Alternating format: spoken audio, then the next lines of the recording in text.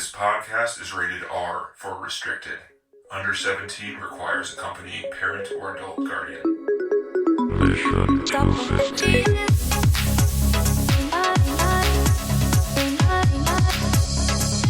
Welcome to the Mission 250 Filmcast, where we are watching the best movies ever made according to IMDb, with the list frozen in 2016. We haven't done a list movie in 4 months, 5 months. Whoa, really? Something like that. Yeah. Holy cow. It was December. We did Spirited Away. Feels good. Great. Yeah. And then we went on an Oscar Best Picture nominee binge there for a few months. But now we're back with number 28. This movie was made in 1968, directed by Sergio Leone. It is Once Upon a Time in the West. Oh, boy. Yeah. Yep. And this week we got TC and John here. I'm going old school with the intro here. That's fine. That's good. This week it's my turn to go first. Do we want to do the short summary bit, or are we going to do that? Okay, so you still want to do that? TC talked to me a bit before. I was going to skip over him entirely until about half an hour. But why don't you start it off, John? Okay, fine. I brought this on myself. I just think there's way too much plot and strange romanticization of rape and harmonica playing in my super stylized Western. Is that a positive or negative review? Yeah, generally negative, but I kind of think a negative. That's a negative one. There's some really good parts. I think I'm more negative, but I really can appreciate some parts of it. Some parts of this are really cool, but only parts. Okay, who's next? TC. Yeah, extensive use of long lingering shots for fucking no reason. Underutilizing some pretty important people back in the day. Editors? The actors. They got a raw deal on these characters, man. And then there's really no story, and it's just sort of style over substance. So that's mine. That's yours. All right. I really like this one. I was in the mood for it. I was going to start this off by saying this movie has been this is the last movie on the list that I hadn't seen. So number 28, I've seen the rest of the movies on the list. So I've kind of had this one in my sights for 7 years at this point. So that's nice. This is the last new one. But yeah, I liked it. I was in the mood for it, I guess. I think what really got me in the mood is I really liked the intro sequence. I think the intro sequence is like one of the best sequences in the movie, and it's I think going to be one of the most memorable intro sequences I've ever seen. Just the three guys kind of without looking dialogue at each other. for 15 minutes. Just staring and at there's each no other. dialogue, there's just sound, and it's just shots of faces and landscapes and sound, and what their intentions are, and kind of the intro story. It is really slow, and they do linger, but especially for that scene where they're waiting for something, the long shots make sense, and the sound is amazing. I loved it how there was no score, and there was no title card for a while, and it was just it threw you into this situation, and it left you to figure out what was going on.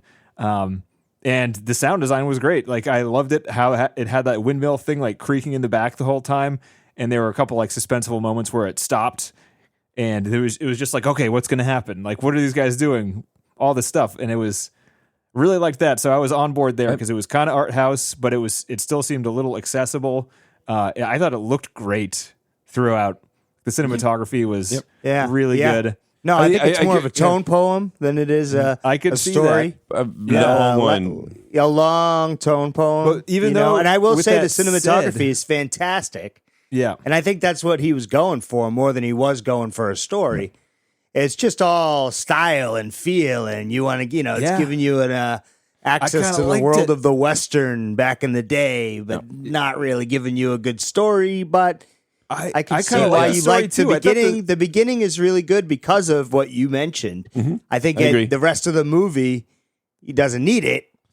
And so, it doesn't. It kind of does it too, though. It doesn't lend it for being a pretty impressive climax at the end. It's just kind of. It's really hard. meanders through. There's just some odd things where things seem odd. But I completely agree with you though. And the opening is awesome. I loved it. I loved it how it just sat there and let you see the whole train station. You get a whole sense of the place they're in. You get this sense, and it looked real. It wasn't like fancy Hollywood or anything. Like it looked like an old shitty town. Yeah, and everyone looked like a dirty cowboy. Right, like they looked filthy and stinky. And the windmill that was the highlight of the film, I think, because it didn't do all these things with that kind of setup and pace. I was really excited. I was like, is this what this movie is? Because this is awesome. But that's not kind of what happened as the plot goes along, and that gets almost distracting. There's other sequences like this that are really cool, like when the boy's hunting with his dad. It's all just these long shots of like, and the camera's coming up and letting you see their homestead. Or when she just arrives, and it does the same thing station. with the sound. Like in that scene with the kid, there's like the cicadas, and they're looking around, being like, "I think we hear something," because all the bugs die down, and they don't like tell you what's going on. It's just like sound based plot progression. It's cool. Yeah, I agree. And the train station was just fucking amazing. Like I remember. The shot where it pans up. Yes, being like really loving. It has her walking. It has the dolly into the window, and then the window frame is the frame in the camera, and they're talking, and then she walks out the front, and then it goes up and shows you the entire town in a single shot. Totally it's awesome. Just like holy shit. Yeah, that's awesome. And it's got that, and it's got that same score. So like it used it once. So then we keep seeing that again, and I kept thinking like, damn it, it's a one trick pony with the same score. They've done this now like 3 or 4 times in the movie, and it just ruins the rest of it because they keep trying to use that same score for points that are important, and it's like, but you already did that at the beginning, so it didn't lend it to be like built up toward anything special. And I don't know why, because there are other movies like Star Wars that reuse theme songs really effectively for the same kind of thing. Like in this movie, I didn't quite get that everyone had their own theme song. Like there was every character when they came on screen, they had their own song, and that was kind of what they used to show, this is who this guy is. I missed that, but that might explain why I felt like sometimes the music seemed so strange. Like the music did not convey the mood of what was happening, like when or match Cheyenne what was they're dying trying at the to end. show. Exactly. Right? Or When Cheyenne was dying, it was like, it was all like, it was all jaunty. It was bizarre, fucking bizarre. It was like, this is supposed to be. I kind of liked it though, because it was like that was his life. His character was this jaunty guy, and then it kind of sputters out, bleeding out of his stomach, and then stops. I mean, but I kind of it was a weird choice, and it did stand out. But I kind of liked it. The romantic music during the scenes where she's basically being raped or being like, I mean, it's just weird. But John, the movie explained to you it's okay because she had been raped before. Right. Like once, right. That makes sense. That's logical. That all checks out. It's just the first time. That's hard. Right. Then you get used to it. Christ. You just sort of adapt. And no big deal. Weird. Yeah. I just again. Weird. It's that her character that is was like she's supposed to be a for strong. Everyone that's on the sarcasm. audience. Her character is like she's supposed to be like this strong woman, but she's strong because she can endure multiple rapes. That's like an ideal to get through. I don't know. Not just endure, but seems to make the best of them. Good on her. Which is good. Kind of, but also it's like an unrealistic expectation, and you shouldn't necessarily be like, if you can't handle it, you're not as good as this woman here. Yeah, it's all the same as a pat on the bottom. Yeah. Well, and I think they were just trying to show that might have been how it was back then. Sure. Yeah. But, I don't know if that landed perfectly with how they were delivering it, because it almost seemed like, like, I don't know, just too incredible. Right, like but the score was like romantic, and she's like playing a love scene. I know. It doesn't make. In fact, I was confused because I was like, "Is this on? Are they like together? Is he forcing her? I can't tell anymore." Right. And the music wasn't like aligning with taking a stance on it. It was kind of just like, "This is happening." Yeah, think what you will, audience. but we'll put some good mood music in there in case you're in the mood for this. Yeah. Like, you know how it comes up on the bottom? It says contemplative music. And you're like, oh, well, now I get it. But even Bronson's character, when he meets her, he like rips her shirt up for some reason. Like pushes himself onto her and rips her shirt up. I don't know why. I think it's because, so I was confused by that too, but I think he knows people are outside, and he wants the people outside to think he's a savage, and he wants them to think for some reason that he raped her, even though he didn't. Right. Which somehow helps him in the situation. And she needs no explanation. Outside. No explanations needed by her either. She's like, okay, whatever. Well, he didn't. He didn't, and that's enough for her. Good on you.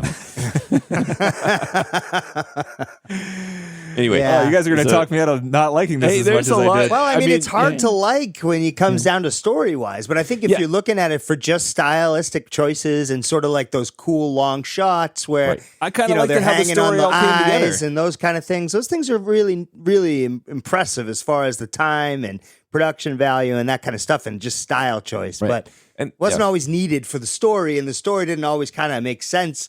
The score was kind of like over the top when it shouldn't be, and then it was like not there when it should be. And I didn't really find like a sort of equilibrium there where the score like accented the story because there just didn't seem to be a story.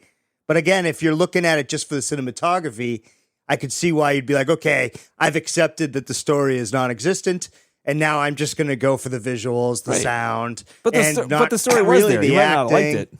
Well, The story was not bad. I didn't think it was that bad. I had real a hard time time finding a story. Yeah. I had a hard time it was all following about it. them. It was all about this one plot of land that was going to be worth a lot of money, and Right. a bunch of bad guys trying to steal it. And then one of the bad guys had a guy chasing him to kill who killed his brother. So it's just this like plot. The story is basically this plot of land that's bringing all these interested parties in for different Sure. reasons to But take the- over yeah, the or to way kill it all people. That's plays just a out was- premise, though. right, That's right. just a premise. That's not necessarily a story. It was really hard to follow how it plays out for all of them and why it did play out the way it did for all of them. and why they were was- making the choices they made, I and was why they were pretty in the places confused. they were in at the time, Yeah, and yeah. so on and so on. Didn't Jill give her shares? Didn't she sell it at the auction? Then how does She she own sold it at it the to end? Harmonica, but But then he's going to give it. It's assumed he gives it back to her. But Is it's that not assumed? said. I was confused when she was- Assumed, I assumed he bought it to give it. I could to have her. used the scene where he's handing her a deed. Just That like give would've me 30 worked. seconds. Yeah. You have it's already 3 I hours mean, they long. Just did. give me a They 30 did second spend a scene. lot of time on the other shots that didn't need to be. Yeah. They could have Right. thrown in that just to like wrap it up nicely in a bow, but then Right. that would And be I too just much didn't of the story. understand all their relationships either, like with the bad guys and the different. Like it took me. I was Yeah. confused. Like Cheyenne at first I thought he was a bad guy. I didn't understand his character again. Amazing to look at these guys. All the players. Great voices, just- great faces, yes, great costumes. Yes, exactly, and just amazing expressions. And these are like hardened men, and it just shows by just them like standing there. It's really well done. The harmonica playing I could really fucking do without because that seems to ruin it. Oh my god! I mean, that just went on and on and on, and we get Yeah. it. We fucking get it, dude. And it didn't sound great. No, That it was was like so my least easy favorite hard. sounds. I know. Yeah. Yeah. You might There as were, well- like even the intro scene, the only part of the intro scene that didn't necessarily work, or at least I was confused on first viewing, is when they started walking away from the train that was still there, and then the soundtrack came on. I thought it was the soundtrack because it was a harmonica, but they're supposed to be able to hear him Right. playing the harmonica, but it's so right, digital but it's sounding. so in your face. Yeah. that Right. It doesn't sound like some Yeah. kind of like lonesome single instrument. It sounds Right. like it's part of the regular Western score. It's weird, and yeah, I mean, I don't know. Maybe you should add bagpipes. Bagpipes would have been good. That sounds sweet. Yeah, I think it'd been funny. Anyway, that also like takes it. It's just those decisions are just really strange. But I kind of liked it how this movie, speaking of decisions, seemed like he made a decision at every single instance, didn't it? Like it Sure. was kind of This is the film he wanted it was to make. constructed. Like I feel like everything was in place. Like he wanted it to be this way for reasons, Sure. and it was consistent throughout. And I kind of enjoyed like the slow pace. I enjoyed the plot. It wasn't my favorite I part, did not. but Yeah. I thought it was like for a movie that was so like if the plot sucked, I still would have enjoyed this movie because of how good it looked.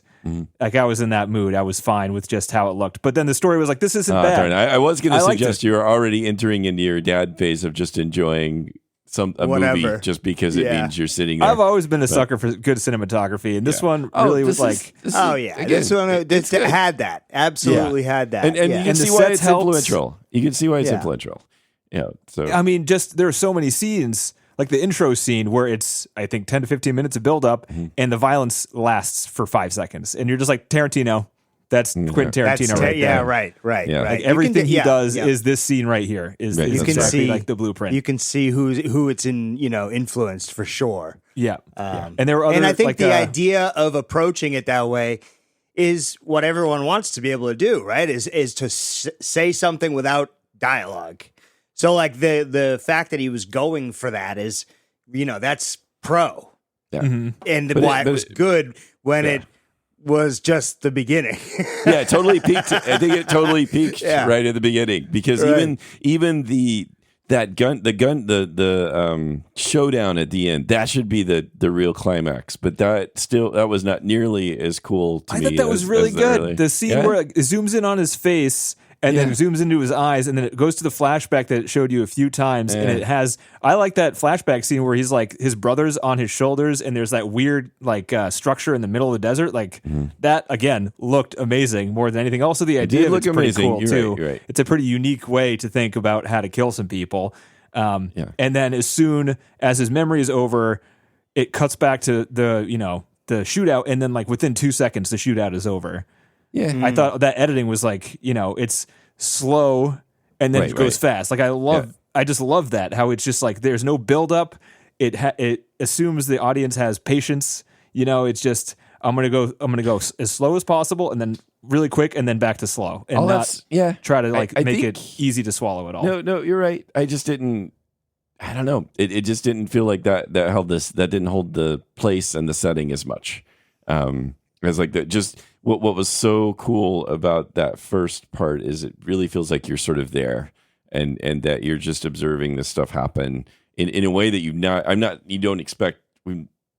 I've not seen a Western like this or an action film like this that does it so like thoroughly, right? Where you're just sitting there watching these guys like brush bugs off the one guy's standing underwater. He's like, why the fuck is he standing underwater? Oh, because he's going to be able to drink that. That's pretty cool. It's just, but the way they play that sequence out, he's just letting water drip on his head, which first seems stupid. I think he doesn't know he's underwater. He figures it out, and he's like, I am too lazy to move, so I'm just going to put my hat back on. No, I thought he was doing that because he needs a drink. It's like he's just like letting it. I thought he was surprised that rain was hitting him in the beginning. He didn't stand there because it was dripping. I thought it was standing there. See how confused you both are on what it was? Just another. We both liked it, though. It's okay. I just didn't know the cowboy hat was multifunctional. That's all. Look what the cowboy hat can do. The sound of the water dripping into the hat sounded so good. No. See, I think and again, it's one of those things. There's a tone to that. There's something that it's to be said that doesn't necessarily need a story behind it. Yeah. But conveys what's kind of going on without really saying too much. And, it just, it's a long fucking movie. I think a lot of it, too, is that there are scenes that are, John, we're old now. We're dads now. We get tired as movies go on, and your attention span slows down, and this movie is slow. And there are scenes that aren't particularly attention grabbing, but I mean, just that ending scene by itself is pretty amazing. It's a one-on-one duel, but there's in the background hundreds of extras putting together a railroad while it's going on. And they're, I don't know. That was a pretty unique setting to me. The sets were again pretty spectacular. Like, it looked expensive and it looked epic. Definitely. It was like Once Upon a Time in America with those street scenes. Some of the city shots were like equal to that. Not surprising. Yeah. I don't remember us loving Once Upon a Time in America. No, it was way more story. The second half. Oh, yeah. Second half made no sense. And that was the one with the trick. That was the one where like everything was a dream, right? It was just a opium-induced dream. That was one way to interpret it. Oh, right, too. That was also one of the weird things about it. Yeah. But watching the commentary track, there were things I didn't quite understand. I didn't pick up on how Cheyenne was there later in the movie. Like there was a scene where he was being arrested and was going to Yuma, and then all of a sudden he's back, and I'm like, right? I didn't know. Did I miss something? No, what happened here? Harmonica arranged that, right? Because that was the price. That's how he paid for the land, because it was $5,000 happened to be the price on Cheyenne's head. But how Cheyenne got out, I didn't know. So that's where the gunshot wound came from, apparently, is his escape from Yuma. Which, again, he's like just fine talking to the girl for like a good 20-minute scene. It's not even it's a stomach shot, bleeding takes a long time to bleed out in the stomach. Also, Quentin Tarantino doesn't bother to show it. Yeah. Reservoir Dogs, right there. Takes a long time to die. It does, but he's supposed to be not following the Tarantino route there, though, as far as the stoicism of it. I'm gonna die. I know it. Was that Tim Roth? Is that who that is? Tim Roth, yes. Tim Roth screaming for like, it's like, I'm gonna die. Squeal, I know it. Anyway, I don't know. I thought there was slow parts. I was into it. I liked it how it committed to it. And I thought there were a ton of really memorable scenes. I liked a lot of the character interactions, even though I thought they were kind of confusing. But I think that worked because none of them stuck together at the end. Like, I think the girl, Jill, was kind of in love with Harmonica and Cheyenne. Like, she liked both of them in different ways.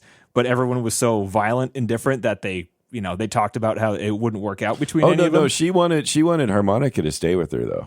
She did, yeah. Yeah, she did. And Cheyenne, right. Cheyenne, she liked Cheyenne at the beginning, I think. Oh, yeah, I don't know. I don't know either. But she definitely at the end liked Harmonica because when he came back, I didn't quite pick up on all this, but I thought the acting was pretty good once they pointed it out to me. Oh, it's not readily apparent, but when he comes back in after the duel and it's Harmonica and not Frank, the bad guy, and her face is, joyful. Without dialogue, it shows her face happy and then slowly realizing that he's not going to stay, and then she gets to be sad in the same.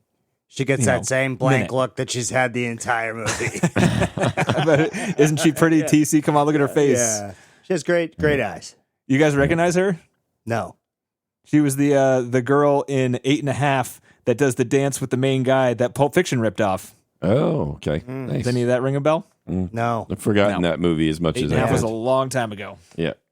What else do I got? I'm going to try to keep talking positive as long as I can before handing it over. That's okay. Keep going. Handing over what? I mean, we've already said what I don't know. You can have your own little thoughts too.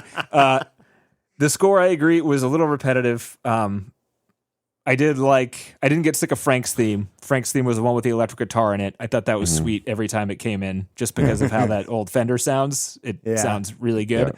Yeah. I got sick of the Cheyenne one, the cowboy one. Yeah. Dirk, and then the Jill one, I also got sick of the sweet little, the little high keys and stuff.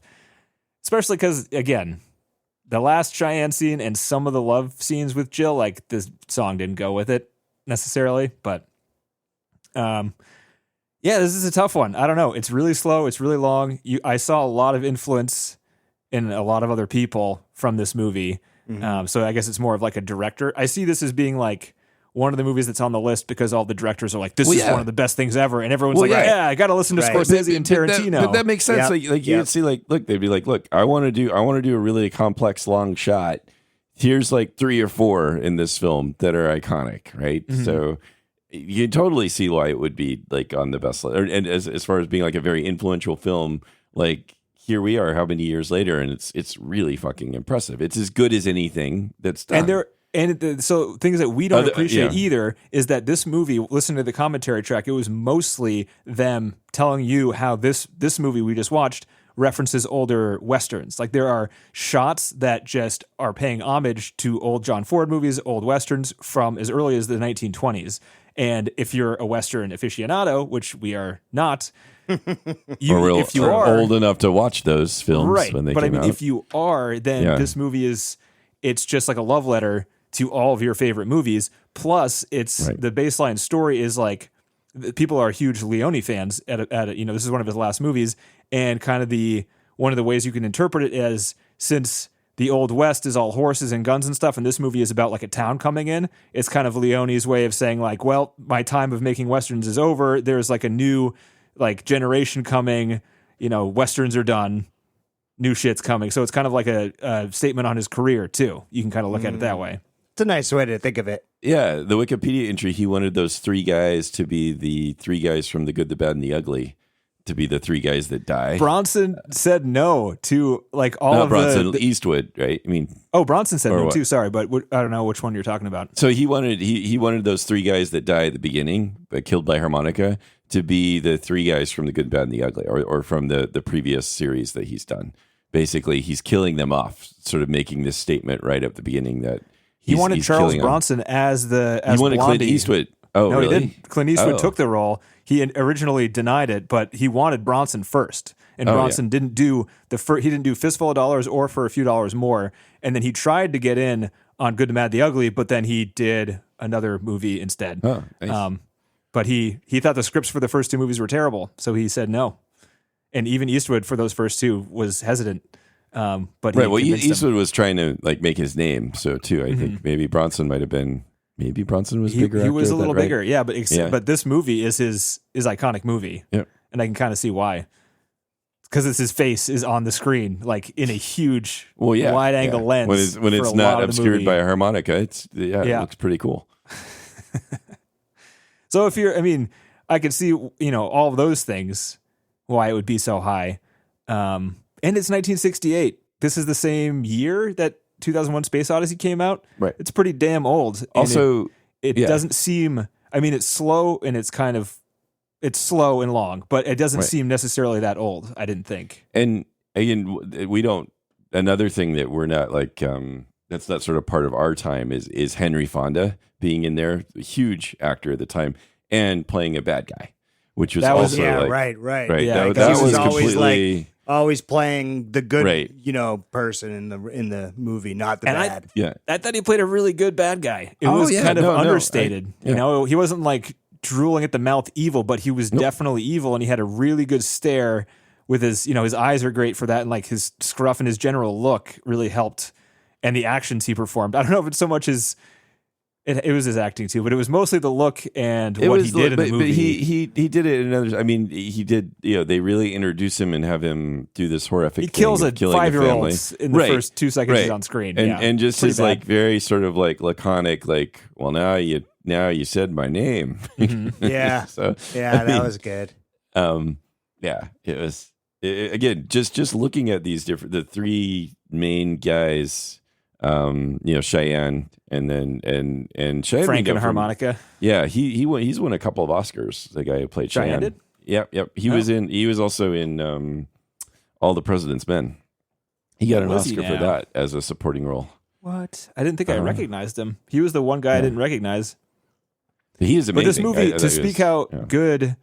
This is in my head. This is always a good thing. I walked out of this movie knowing the name of the 4 main characters, and like. So, we watch a lot of movies, and more than half the time, for the good ones, I walk away like I don't know who anyone's name is except for the one guy. But this movie was like I'm going to remember the names and their faces. Simple names for the harmonica is harmonica. That's pretty easy. That's pretty easy. Cheyenne is pretty easy once you hear it. And then I forget what is our bad guy's name. What was his name? His name was Frank.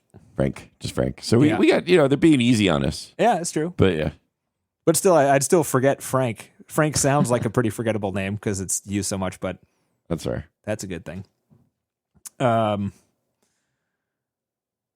and I have some commentary on how when this movie was first released, it was not received well because the studio cut it down. This is like an Italian-Spanish production, and then when it came to the U.S., the studio was like, too long. We're going to start editing it for you. And they did, and it was a huge disaster. They did this with all of Leone's films because they're all pretty long.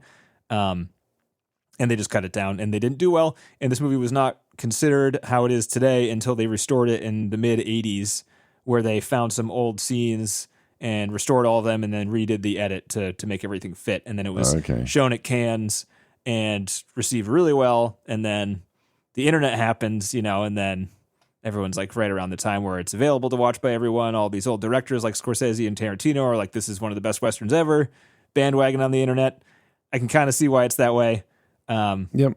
But it was certainly better than Few Dollars More and Fistful of Dollars, right? Maybe. Not sure I remember those. Yeah, it seemed more substantial. Yes, that's a good word. Like just again, a lot more. Epic, maybe. Yes, is a good word.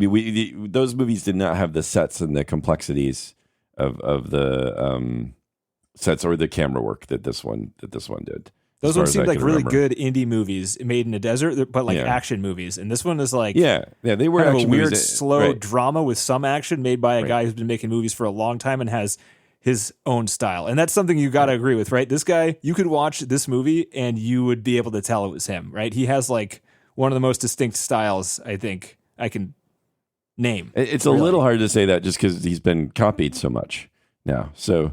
But not to this extent. I don't even think Tarantino goes this slow. Tarantino knows true. He wants to make more money. But he Leone. didn't. But this was something he developed, right? He wasn't going slow with a lot of his other films. Like this was sort of like where he was arriving. Iconic, I don't all remember. the shootouts at the end are just like cut to face, cut That's to true. face, That's cut true. to face, wide shot of where they're standing, cut to face, right. cut to the last like 3-4 minutes. Like that's his thing. Okay. Do it again. Gotcha. And let's Yeah. do it again. And you know what? Let's do it a third time. Let's do it a fourth. Fuck it. Throw in a fifth. What do we got? 20 minutes now? Let's go 10 more. Everything was Dude's so got drawn out, patience. Denny. I don't know. I don't have patience for it. I'll tell you that much. I There's have only more so many patience for eyes this. I can zoom in on before the trick is well done. Yeah, I You know? don't know. Scorsese kind of is falling into this hole too, where he's just lengthening things for the sake of lengthening them because he can and because he is so Because he's Just having, so a, practiced. having a like good time. Leone. I don't know. yeah. But I don't know. He's in This one charge. at least felt more constructed. Like it wasn't just him doing it for the sake of doing it, like The Irishman or Killers of the Flower Moon felt to me. This one I felt like, okay, he wants us to get a feeling of being in this place, and how he thinks he does that is by giving us these long shots. And it kind of worked on me, but I can see how I can't argue that it's long. Long shots. It's really long. Yeah. And there was just times where, I got it. I get it. The story's done now at this point. We can move on to the next sequence. Yeah. I got it. And then it just still kept would say- going sometimes. It And did. I was like, I And I don't know- need this to keep going. Yeah, and I admire it for its cinematography and stuff, but where these characters end up is just, it's annoying that they end up the way they do. It's annoying Cheyenne ends the way he does because it seems so inconsistent, and with the hokey music playing as he dies. This stuff really, I walked away from this going, just because I was impressed by the sets, impressed by the camera work and the style, but I still am, I don't feel like these characters, there's so, they could have been so much more in terms of their interactions, in terms of how the story worked out. And that bugs me. Like, I mean, it's so. I got a lot more on the second viewing if you'd ever watch it again. Yeah, because there is so much stuff that's And maybe that's the case. unsaid. Yeah, like there are scenes where when Cheyenne was like hostage on the train, or sorry, not Cheyenne, when Harmonica was hostage on the train and Cheyenne was coming to save him, I didn't quite understand what people's motivations were in that scene. Like what was, why Cheyenne was saving him, like why Harmonica was so calm about the whole thing, why Frank wanted Harmonica in the first place. Yeah. I didn't necessarily understand why they weren't killing each other, kind of like Point Break. There was a scene where, Harmonica could have shot Frank in the street, but then the people that were at first hunting Harmonica then turned and started hunting Frank, and you're, I guess, supposed to assume that that's because the crippled guy on the train paid them the money when they were playing cards to have them turn on Frank, which I didn't get the first viewing either. I just thought they were playing a weird card game that I had no idea he had them turn on Frank. I thought anyway. That's anyway, what when the guy with the neck brace on sits down to play cards, right, and he starts puts the dealing out money out. I know, he's I know, bribing them yeah, to kill yeah, Frank in that scene. Didn't get that on the first view. I don't know if you No. guys did. Didn't. Because then like that scene ends, and then it's a little while. But then the until guy on this the train street scene somehow, happens. I forget. I don't know how he ends up shot and bleeding. Like. Because And I Frank's think like, Frank goes oh, after. Well, Frank no, 'cause didn't shoot him. I don't know who shot him. was it Cheyenne? I don't know. I don't know either. Yeah, good point. Because he already There's bribed. just- Maybe there was a little feud in the hired guns, and they started just shooting everybody. Maybe. I don't know. It's a bummer. There's these great characters. I just didn't feel like I didn't like the resolutions of things. Just because it's and the actress was fine, but just what they gave her character do and how they presented her was most of the time kind of regrettable. And so that's like there's a lot of screen time on her. Regrettable. Yeah. You don't like the And bathtub? it's, So they put her in a bathtub, John. Come on, you gotta love it. Woohoo! Yeah. I mean, it's all very typical, isn't it? Yeah, yeah, Like, well, it's it's a supposed typical to be. archetype, and like there was, For a it was long all these time. great actors and no characters, And so they like were able to get the premise right, the sort of cool looking scenes, the idea of like having the shootouts. They were all able to get there, but then when it came time to like see some character development, there wasn't much to be had. That's a really good point. I like how you put that. I think that holds true. Like these guys are calm badasses, and that's about it. Like you don't really have like But they're different enough where they stand out. Because I agree, Well, they they're look all very just calm different. badasses, Yeah. but they have like there's subtle differences in how they tackle what their they goals are. They fit all the molds of a Western, right? They have all the different archetypes, but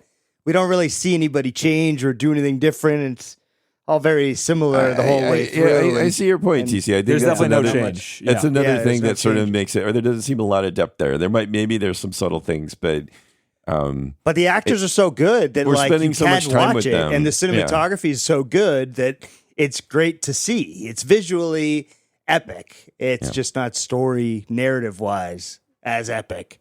So I think if you're able, if it was just a story, I wouldn't have been go, hooked. I can't. right. If Right. So if you're able to let that kind of go and just watch the visuals and say, all right, I'm going to have to be okay with it lingering on, then you'll be okay in this one. If not, you might get a little bored. I love the shots where they have dislike it, but, they have the shot where like half the camera is a dude's face and the other half is like this giant background of the whole city, and then it kind of pans around a building. Like all of those. I don't know why they don't do that stuff anymore. It must be super hard to do, but you don't see some of the shots in this movie. You're just like, you don't see them anymore. They're not tricks that people use, but they're effective. they just take too long. Maybe trying to get the zoom right. Like I don't know how you get the front zoom and just the like back even zoom. on screen when they're editing, it takes too long. Like it's just taking up too much space when you have to have a cut, a quick edit. That's what true. people expect these days is a fast cut edit. God, I hate that not trend. slow. I wish it was more like this. Well, I mean, people's attention spans are about as long as a TikTok. So That's true. You guys ready for that Civil War movie? That looks like a fast-paced. I'm watching it. I don't care it what looks anybody good. says. I want to go watch that. Have you seen the one. trailer, John? Yeah, it looks so stupid. It looks stupid. It looks good. No, The but I'm special saying effects like look amazing. stupid in the sense of just like, can you believe they're making this movie? Oh, yeah. Especially this year. It seems like bad timing, but it's gonna. Right. It's what's his name that did Ex Machina and Sunshine. That's probably going to be good then. And Annihilation, that guy. He's making a movie called Civil War, and it's basically what would happen if the Civil War happened in this country today. Right. Yeah, it looks pretty nuts. It does. All right. I think that's all I can gush on this movie. And I just want to say, I started out my review saying I think I said I liked it. I really liked it. Didn't love it. I agree with some of your guys' thoughts, but yeah, I was in the mood for it. So that's good. always a good thing. It always helps. Yeah. What do you guys got? Anything else to add? No, I don't think so. No. Nothing. This is our last Western, right? No. We have The Good, the Bad, and the Ugly still. Yes, we do. Oh. That's a long one too, though, right? Oh, yeah. Yeah. It's not as long as this one, is it? I don't know. Are you guys ready for commentary stuff? Oh, yeah. What do we got? Sure. So this commentary was an odd kind of edited together smattering of writers, historians, directors. They had John Carpenter on for a couple scenes just to kind of narrate what was happening on screen. That's always fun. Interesting. But if you like to know about what actors have done, it's kind of one of those ones where it's historians have no real insight to things, but they're like, they can go on IMDb and look up what other movies people have been on. They do that pretty good. And then they also talk about the references. I think the best part of the commentary is the references that this movie has. So they'll point at what you're looking at and being like, this is a replicated shot from John Ford's The Searchers. This is a replicated shot from this other movie. So, whatever. I didn't recognize barely any of them, but he went to this is the first and only Sergio Leone Western movie that filmed in the United States. They filmed in Arizona, Nevada, and Colorado for a lot of the stuff, because that's where a lot of the John Ford stuff filmed, in Monument Valley, in those places. So he wanted to get some of those exact shots, but most of it was filmed in Spain, like a typical spaghetti Western, which is confusing because you think spaghetti Western, you think Italy, but no, Italian funding, Italian directors filmed in Spain. Did you guys know that? Are you guys paying attention? Not. This is a test to see if you're paying attention. I did not know that, and I'm not sure I'm going to hold on to that factoid. Just gonna let that one they should go call right it a through me. paella Western. You know what I'm saying? Yeah. Oh, Hey, paella is Spanish, right? Am I wrong I there? have no idea I what think the so. joke Me either. was, but I reacted anyway. Yeah, thank you. Just- Appreciate just it. for- yeah, That's just what for I'm- you. If I'm not know? begging for reactions more than this, I don't know Yeah. what I can do. Yeah. Yeah, I'm going to skip over all the stuff that is just talking about the references. They there was Leone with one of the sound guys. They were getting the audio for the squeaky windmill, and one of the guys went up to him and said, "You want me to oil this thing?" And he basically like threatened his life. He's like, "If you oil that thing, I will kill you," because he loved the squeaky windmill noise so much, and that's what he uses in that whole intro sequence. So he almost killed a man to make this movie. That's what I'm going for. Did you guys get that the train was 2 hours late than it was supposed to be? I just assumed they got there early. I mean, I kind of picked up on something because they were there and just chilling. But I assumed, like you did, that they were just kind of like getting ready for it. Right. And yeah. But it kind of changes it a little bit because there is a shot where it shows what time the train is supposed to arrive and then what time it is. And it's 2 hours late. So they weren't expecting to wait that long, which kind of makes it a little funnier or something, where they're just like even more bored. It's not a part of their plan. They weren't ready to be bored, but part of the job, I guess. To get the fly to land in that dude's face, they just rubbed his beard full of marmalade. And they had a jar of flies, and they let out flies one at a time until one of them landed on him. Nice. That's a pretty good idea. Yeah. Cost $250,000 to build the town of Sweetwater. That was more than the entire budget for his first Western, Fistful of Dollars. It's a lot of money back then. The first scene they shot with Claudia, the Jill character, was the new love scene with Henry Fonda. And because it was the first day of shoot for her and a lot of people there, they had a bunch of press in the room. So there was a lot of press in the room, and Henry Fonda had never done a love scene before, so his wife was concerned. So she was sitting next to the camera to make sure no funny stuff was going on. She was watching her husband. She didn't trust him with this Claudia woman. That's good. Nice. Yeah. There was a score written for the intro scene, and they tried to get it to work with an edit, and they couldn't. So then they were like, screw that. Let's just get rid of it and up all these sound effects. Let's just make the sound effects the score for this whole intro scene. Great idea. Yeah. John Carpenter, I assume, was in the commentary track because it is reported that during his wedding, his, the song he played when he was walking down the aisle was Jill's theme from this movie, the high note, ding, ding, ding, Oh, nice. That's what he used. So he's just a big fan. Yeah. Yeah, they talked a lot about what scenes they cut for the American version. They cut the scene where they killed the kid, cut the scene where Frank beat up the handicapped guy, the love scene they cut out, all the scenes that you would think they might cut out just to, remove controversy and to shorten it down. The Repo Man writer-director. Remember that movie, John? I'm sure you've seen that one.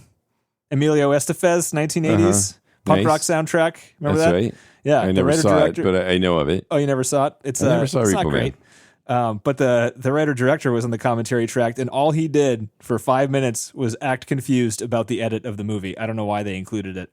He offered no information. He's just like, what's going on here? What? And then they cut here? It doesn't make any sense. I don't know where the characters are. And why are they doing that? And that doesn't make any sense. It's like, why did you include this in the commentary track? Because you have to have that in there for the people like me that are doing that, But why are they doing this? Maybe aren't listening to the commentary track. They're going to get, because someone might go, let me see what they were trying to do here and go to the commentary. And then they get there and they got the guy being like nobody knows. Confirming their bias. Yeah, right. Yeah. It's perfect. The Repo Man director agrees with me. I feel justified in my thoughts. Repo Man said it doesn't make sense, so it doesn't make sense. Period. And the last thing they cut from the American version is, so the original version ends when Harmonica and Cheyenne are kind of wandering off into the distance, like over the hill, away from the house, away from Jill, and it ends. That's the end. There's no scene of Cheyenne dying. He doesn't die at all. It just seems it's weird because people were wondering why Cheyenne was looking pale and hunched over. Like he was just out of character from how he was the rest of the movie, and they didn't explain it at all. Yep. They just ended it. So I don't like that better. You haven't even seen it that way. Just that part. Just so you didn't get the song with the death? Yeah. It would have been better without the score there, because I thought Cheyenne's acting was pretty good. Don't watch me. His acting was great. Yeah. I don't know. You guys want to watch, what's that movie called? So, all right. Let me hold off on that question. Top 250. I would say yes. That's a kind of a tough one. It is a tough one. Because I think visually and, I directorial and that kind of stuff. But is it like deserves Citizen it. Kane? Is it like But Citizen Kane to you? But I wouldn't watch it, so I don't know. You know what I'm saying? I'm gonna go yes because I already did that in life. Going against the grain on all of these. It didn't get me anywhere. So I thought you were both going to say no, and I was going to join the bandwagon for the no. I feel like it should be a yes. I think in terms of one. if it's influence and if you love film, if you love cinematography, there's I would a lot say though, to I don't know why this one's here. higher than Lawrence of Arabia. Right. If you want to watch a movie for okay. that movie has because better the list cinematography. is a garbage list. Well, let's be honest. But Lawrence of Arabia has better cinematography than this. I think objectively, it has one of the best characters in a movie. It's got more action, and it's I guess it's longer. But I don't know, why is that one lower? I don't understand. I just think think that's a you totally can't fair trust point. anything that Amazon does as far as list wise and ranks. We and all froze it that. before Amazon bought it out. We were pre well, no, Amazon IMDb's buyout. always been Amazon. So Has it been? yeah. I didn't know. that. IMDb was Carl Needham there, the owner, and Jeff Bezos were buddies back when they were nobody. Because Jeff was so excited that he met someone that had a full Beckett of every single movie of every single thing, and so he brought him on board at that point when he met him and saw his big ass book of knowledge that he had essentially. So Interesting. IMDb is always. I think Carl Needham has worked for IMDb for like 21 years or something like that. Oh, well, fuck me then. Yeah. So you can't trust them. You can't trust because it. it's one guy's Don't trust the brain algorithm. and it's an algorithm, and I think that sometimes it doesn't necessarily give us the best order of things. However, I will say that a lot of the movies on the list should be there. They just may not be in the right place. That's kind of what I've accepted now at this point with this list is that the movies on that list you probably should see.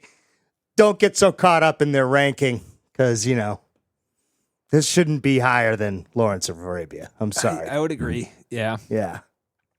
So I guess I'll go yes too, since you guys did, and I liked it more than you, so I have to. Yeah, you have to go.